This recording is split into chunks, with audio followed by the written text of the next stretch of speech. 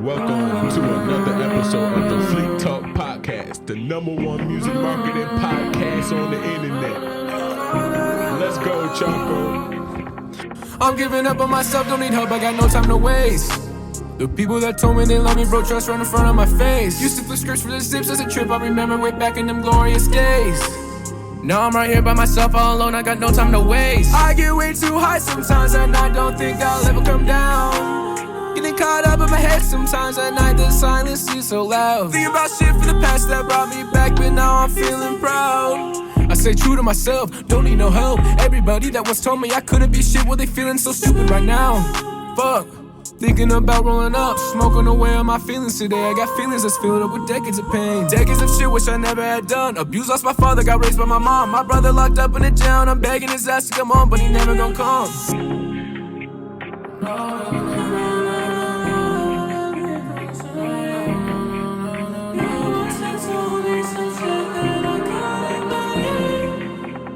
I'm giving up on myself, don't need help, I got no time to waste. The people that told me they love me, bro, trust right in front of my face. Used to flip scripts for the zips as a trip, I remember way back in them glorious days. Now I'm right here by myself, all alone, I got no time to waste. I get way too high sometimes, and I don't think I'll ever come down. Getting caught up in my head sometimes at night, the silence seems so loud. Thinking about shit from the past that brought me back, but now I'm feeling proud. And I'm feeling so great, been losing weight. I got way more fucking food on my plate, hey, hey.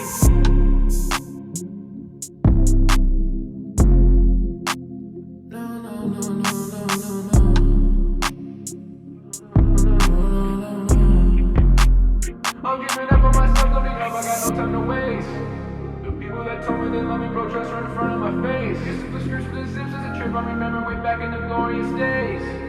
Now I'm right here by myself, all alone, I got no time to waste. I get way too high sometimes, and I don't think I'll ever come down. That's a good start to it. Yeah, absolutely, brother. I appreciate you having me, bro. Yeah, absolutely. Thank you. Introduce yourself to the crowd, man. Well, I am Choco. I'm 20 years old. I currently reside in Raleigh, North Carolina, but I'm from Florida, so shout out, 407. But also shouts out to the 919. I appreciate Fleek having me on here today. My Instagram's at Choco Chip Coochie. That's CHOCOCHIP. COOCHY. I'm pretty sure I spelled that right. There's been a lot of times where I spelled it wrong. Yeah, I've held that handle for a long time, but I appreciate you having me here today, and I'm ready to get into it. Most definitely. Respect, man. So, how you been? How you feeling today? I'm feeling pretty good, bro. I've had a good day, bro. I got good rest last night, and just a cool little drive out here. Just a little hour drive from Raleigh. Ain't nothing crazy. I've actually never been out here in Burlington before, so this is my first time. Okay. I've been out in in Chapel Hill area, Greenville, and I was out in Graham yesterday, but I ain't never been out in the city out here. Okay, understand. Yeah. I would say people haven't taken advantage of it yet, but North Carolina is literally the #1. It should be the #1 place that you start music. Yeah. Because you can literally do 3 shows in one night. Yeah, there's a lot of opportunity out here if you got healthy connections with the right people, I'd say. So you can start in Greensboro, be in Raleigh 1 hour, then go to Charlotte by the end of the night. Yeah, because there's a lot of major cities. There's a lot of cities that are all doing their own thing, and everybody's kind of got their own spark, and it's easy to be a part of that, not just in the triangle, but a part everywhere, all the way, just like you said, all the way out to Charlotte. Right. You know what I'm saying? It's only maybe a 3-hour drive top. Exactly. There's stuff popping out here. It's pretty cool, bro. And then we have a beach. We got everything. Yeah, out they even got a little beach area. It's a good spot on the East Coast that a lot of people have been deciding to move to because there's a lot of different opportunities, even just besides music. I'm thinking about land and stuff like that, real estate. Oh yeah. You get some, Oh yeah, we definitely got to have an off-camera conversation then. Definitely on the same thing. That bird method. That's what I mean on. So describe your sound a little bit. I'd say from what I've been told by people that I'm close to, you could say it's emotional, music over trap, melodic trap beats, emotional melodic trap. But I'd say it's just really just my own thing that's gonna keep changing, as I progress as just a person and just as an artist. I think the music I make now that I don't have released or anything sounds completely, it might be not completely different. It sounds like me, but it's different from it's differently structured from how I used to make my music, I'd say. I take a lot of inspiration from old like emo music and stuff like that, like Green Day and like Blink 182, Fall Out Boy and stuff. Yeah, Green bro. Day had us in the chokehold. Yeah. Yeah, there's a lot of good shit out there. I really like music like that. I think I make vulnerable music. I think like I make very emotional like music where I'm like just opening my heart, like it's, you know, because it's therapy to me. I feel like that's the best kind of music to make For them to connect to. Yeah. Definitely understand. I respect that. So what's your favorite song that you've recorded so far and why?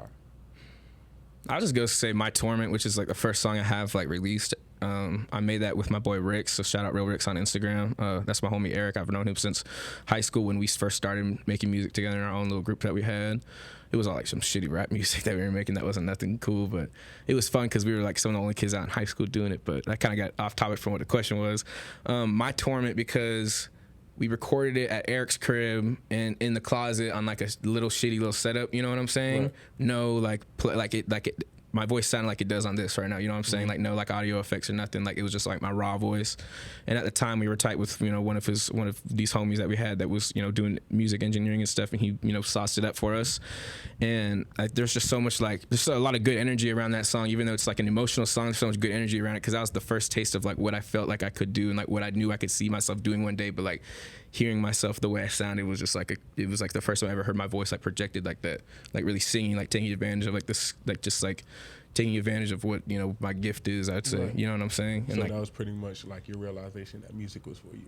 Yeah, I mean, like I've wanted to do music for a while, but that was like, that was like the first like I was honestly like my first foot in the door of like figuring out what my sound was, like incorporating like I don't know, the vulnerability of, you know, like my emotions and stuff like that, and putting it into sound and into music and stuff like that. You know what I'm saying? That's super dope. Yeah.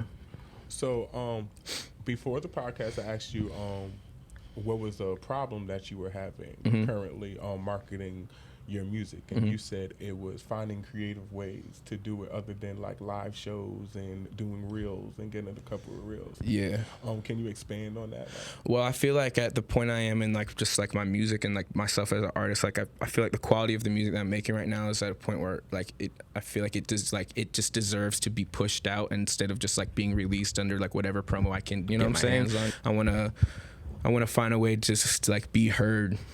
You know what I mean? Like that's not just like being heard by people that's like in the crowd for a show that they better be on. You know what I'm saying? And they're just kind of there just to be there, not there just because they actually care about like the music and stuff like that. You know what I'm saying? Like I feel like there's a lot of advantage to be taken from, you know, like internet and social media and stuff, but I feel like I'm just not tapped into it the way that I could be, I could fully get the most, you know, use out of it, take the full advantage of it. Understand. So are you like building your community just finding people one by one, or are you finding people with similar sounds that you can collaborate with? Or you talking about like artists and stuff like that? Yeah, I mean, I feel like I'm versatile in a sense of the kind of music that I can make and what I can like adjust my flow onto, like whether it's someone that's doing like some rap stuff or someone that's like doing some heavy shit. Like I feel like, you know, that's a very like broad term to use, but like I feel like, you know, I can switch between that, so I have like a wide range of different types of people that I surround myself and who I choose to collaborate with, and also based off of just that, and also based off like the friendship that I formed with them and stuff like that, just like personality mix. But I feel like the sound in that like isn't something that I directly look for when searching for people like that. It's more so just the connection that I make. Okay. Because I feel like I just can incorporate my sound to whatever, as long as I take a liking to it. You know what I'm saying? Understand. Some suggestions, maybe creative way to suggestions. Are you abusing Spotify? What do you mean? So are you pitching your songs to playlists that are like similar songs to you and everything as well? Yeah, I do this. I do like this pitches and stuff like that. Everything through Spotify, but I've never landed a pitch though. So there's people and apps now that you can actually do it for you. Like $10 a song kind of thing. And they do like the little write-up for it and everything? Yeah, so there's one is called soundcampaign.com. Another one is Playlist Push. Those are a few things, and they pretty much, you ask you your genre, what's your sound and everything. They send it to you. They tell you who's accepted you. And I feel like that should be like the beginning stages. That is that's pretty cool. That's not something I've heard about before. I think that's something I would definitely like have use in taking advantage of that. So, you know what I'm saying? That as well. And then a lot of people don't know Spotify's turning into a social media platform. So you can post like small vertical videos, post like little tweets that you want your community and your fans to see and everything. So that's why I always tell people they should be pushing that monthly subscriber list. Once people see that monthly subscribers, that's when labels, execs start coming. Yeah. Hey, I would like to work with you. That's pretty dope. I didn't know that. Yeah, so you grew your thing already. Another thing, a creative way of marketing your music is, instead of one big music video, ask a videographer to shoot like one music video that you cut into like 10 or 11 pieces. Yeah. So you find... You have different snippets to post and stuff like that. I was just talking about that with one of my friends just the other day, because he brought that idea up to me. I was like, that's smart, because like the way that people use like are so on TikTok now, like that short feed content, like no one, I mean, sure, people that care about you are going to watch the whole video, but people that are just now discovering you, they're going to get more, like their eyes are going to catch on to that short stuff. It's a lot harder to get somebody to listen to 3 minutes or 5 minutes than it is to 30 seconds. Yeah, because they can make the choice right then and there if they like it, and then go into like maybe the full version of it, or like if you got enough people that are like, bro, you need to make a full video for this, then that's when you could. A lot of people don't know that marketing works when it hits you 3 times. You have to see something 3 times for somebody to be like, hey, I want to invest in it, so I want to do it. So if they're only seeing your music video one time when you're marketing it to them, then most likely it will be forgotten by the end of the day or the end of the week. Yeah. Most likely if they see it 3 times, they're like, oh, who is this person that I keep on hearing? Let me go on this profile, let me check them out. So that's another creative way that you can market your music as well. Last way, I wrote something down. Yeah, we did. Oh, YouTube advertising. Are you abusing that yet? Nah, I'm not really familiar with like advertisements through YouTube and stuff like that. So a lot of people don't know that YouTube is one of the only platforms that allow you to promote a product with cursing and whatever. Through the advertisement? Yeah, so pretty much I always tell people that using YouTube, targeting a city, making sure that it's within your demographics, 18 to 27. Those are the people that are touring and going to clubs and rolling out and things, and just keep on targeting it. $100, I think, will probably give you maybe 5,000 views, and then if you get that, and it's not like some fake shit. It's like actually, it's actual people that are in your targeted area, and if you keep on putting some money every month towards every release and everything, you boost your YouTube. That's one thing I've been, sorry to cut you off, but I wanted to say this while I was thinking about it. Like that's another thing, like having the money to put behind promotion, like proper promotion and stuff like that, like far beyond like what I can just do for myself for free or for cheap, you know what I'm saying? That's one thing I've been working on, is like making sure I got like instead of just like dropping like a song a month and then just like going past it, like take like the one song I want to like do its thing and put everything I can behind it and like push it out, you know what I'm saying? Best way, starting out, definitely YouTube. Until we do start getting the money and everything, YouTube will, you put $100 towards YouTube every release and everything, you're seeing subscribers go up 10 every time that you post it, or 10 times. So the first time is 10, second time is going to be 100, next time is going to be 130. Yeah, like you just keep on building. By the end of a year and everything, you should have about 1,000 subscribers, all in one city, all that you can market your music to, your merch, you can shows and stuff like that. They find out you're doing a show. They're like, all right, I want to meet him. Oh, tickets cheap. Yeah, all right, I'll pull the best way that you can target is, a lot of people are already on YouTube watching music marketing and podcasts like $1 Million Worth of Game and things like that. You make sure that you target those podcasts, and your song comes on in between those podcast commercials. That's smart. Yeah, so that's another way, and creative way. That's smart, bro. I appreciate that information. That's definitely something I want to look into. No problem, man. I just try to drop the game for people and everything. A lot of people try to do everything all at once versus just targeting one area and then just it's taking your time. Because I feel like it's obvious that how fast paced things move nowadays. Like how trends happen and they happen like a few, like, you know, 10 years ago when there was a trend, it was months long to a year. Now when trends happen, it's like weeks or days. Yeah. You know what I'm saying? So like certain trends and certain music and stuff, like people I feel like pay so much attention to that, and then it makes them overthink, like, oh well, maybe I should do this and this. Like, nah, you just gotta focus on the one thing that you're rocking with and see what you can do with it. And if it doesn't work, then to move on to something else new. Absolutely. Yeah. Okay. Yeah, man. But all of that, great game, man. It's like, but because I see the talent and everything, I'll be watching your videos myself. It's like the one that you just performed is my favorite. Thank you. That's my favorite music video as well. Okay, that's super dope. Yeah, man. And I was just like, I used to do videography and everything. So I reached maybe the top of where I was supposed to be. Like I did maybe a music video for Big 30, music video for Blueface Kashan. Like I got up to the point, but it was to the point that I was realizing the people that were in my city weren't promoting themselves. Yeah. Like I was putting a lot of work into videos, and then they would stay there, or they was like nobody. Because and then that point, it feels like a waste of time. Even if you're making your money from it, you're not like gaining the experience that you want to earn from it. Exactly. You know what I'm saying? So I kind of lost the love for it on that hand. That's why I started this podcast, so I can start helping artists push their music, help them know about the marketing labels, LLC, and things like that. Yeah. So we can be in a better position in the next 3 years versus us still just lollygagging and the knowledge being hidden from us and things like that.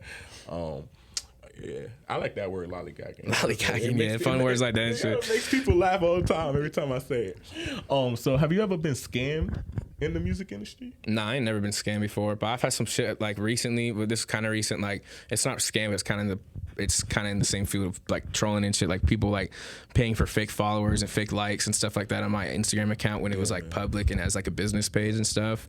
And the only way I could make it stop was just making my shit private, which is like it doesn't really do much because it's not like I had a big like engagement on Instagram, but it definitely stunts it completely. Like you make your account private and you're cutting off any new people from seeing your shit unless they are so curious they will request to follow you. You know what I'm saying? I say let the spammers come in.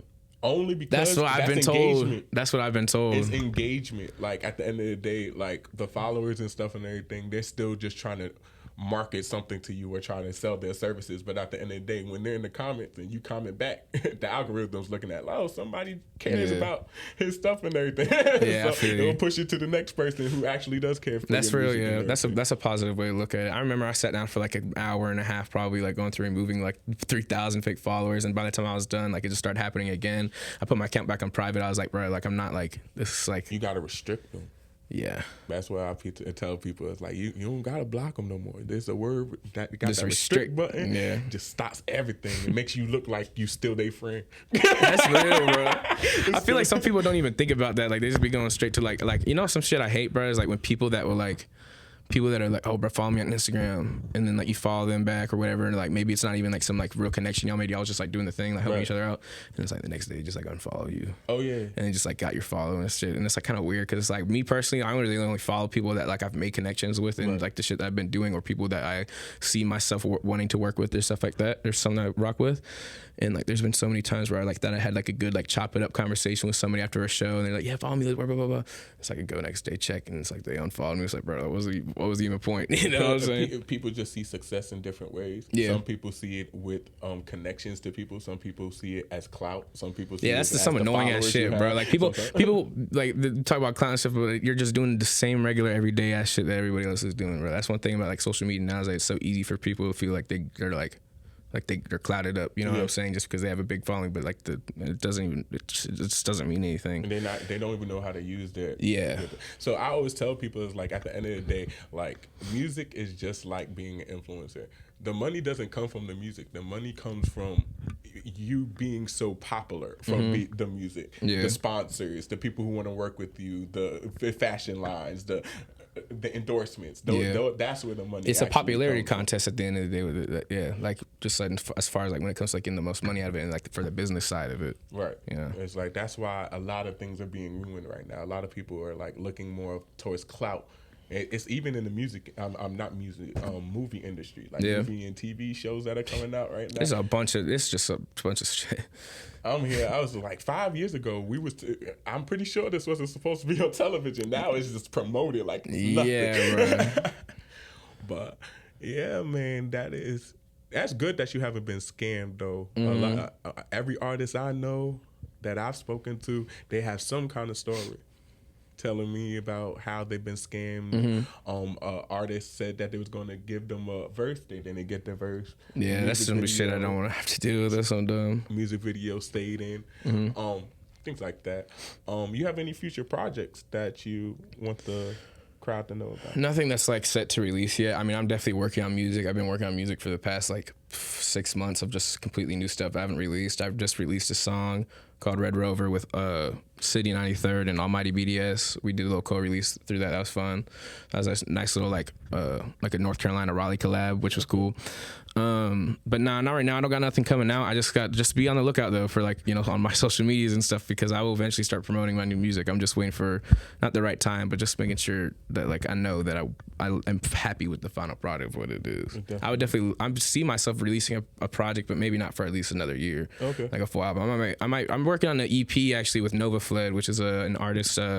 She is out in Denmark, like on a complete other part of the world. But I met her through my friend David, 13DG, and we've been working on a little EP together. But that's still in the works and stuff. So that might be like might be like one little thing that I drop in the next few months or so. And I'm also working on a little EP project with my homie Eric too. But it's all just some shit that like I'm not like planning out. I'm kind of working on it as it comes together, because I feel like that's how I make the best stuff. It's like letting it fall together like that, essentially, like making a bunch of songs and picking together what I feel like sounds right, what correlates together and stuff like that. And I like that you're working with artists outside of the country as well, because that opens your fan base to be like on a Suicide Boys level kind of thing. Like a lot of people don't know about the Suicide Boys, but I'm just like their crowd and their everything that they have, their brand is just crazy. Yeah. You ever go to a show, if it's as big as if you went to a Travis Scott show, like because it's just a big different group of people that like it. That's something cool, bro. Like I want to have music that anybody can listen to and like find a way to relate to it. That's not just like some like mainstream ass like saying whatever thing, but like you know, correlate is.